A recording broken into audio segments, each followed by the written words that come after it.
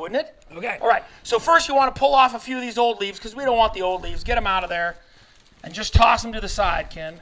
Oh, yeah, you can toss them to me and I can toss them to you, but we're good. Okay, we toss those to the side. Now, you see the end here? That's the part that grows out of the ground. Right. Well, we got to get that out so we can do it. So most people would just chop it up and do their thing, but this is the better way.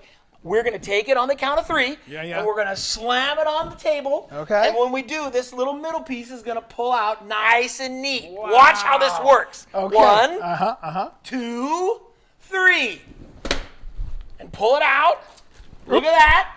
Wow. Nice and neat. Like magic. It is. It is. Like that's magic. How are you going to get the yolk out of Using it? these plastic spoon. bottles. We're going to use... What? We're going to use these plastic bottles. So All right. How does this work? Any plastic bottle will do.